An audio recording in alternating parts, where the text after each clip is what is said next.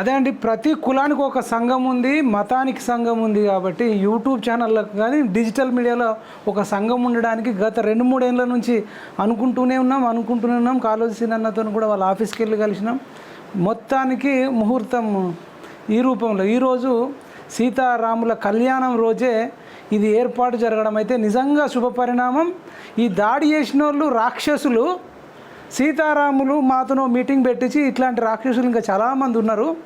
వీళ్ళని ఎదుర్కోవాలంటే మీరు ఒక సంఘం ఏర్పాటు చేయాలని చెప్పి రాముడే మాతో ఏమన్నా చేపించిండేమో అని మాకు అనిపిస్తుంది.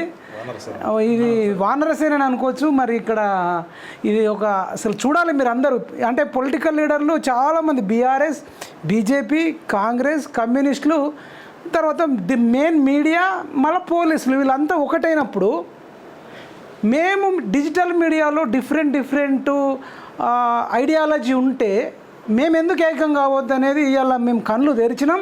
మాలో మాకు చాలా ఉన్నప్పటికి కూడా ఎవడో లఫుట్ గాడికి మేము భజన చేసే బదులు, లేపే బదులు మా తెలంగాణ డిజిటల్ మీడియా అసోసియేషన్కి భజన చేస్తాం. భవిష్యత్తులో ఇది వినేటోళ్ళు చెప్తున్నా, ఇదేకి 10-20 మంది గింతే ఉంటారు అనుకోకండి. ఈ 10 మంది రేపు 100 అవుతారు, 100,000 అవుతాయి.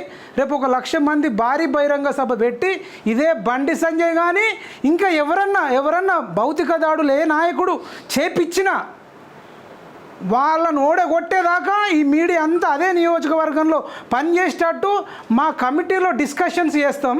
ఇప్పుడు బండి సంజయ్ చేయించిండని నేనైతే ఇంకా ఫైనల్గా అంటే నా పర్సనల్గా అనుకోలేదు.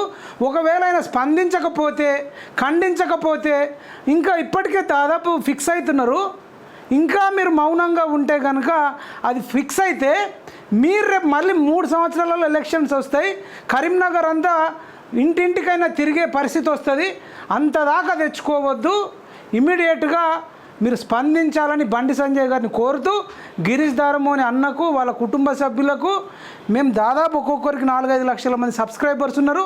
50 లక్షల మంది సబ్స్క్రైబర్సు అండగా ఉన్నామని తెలియజేస్తూ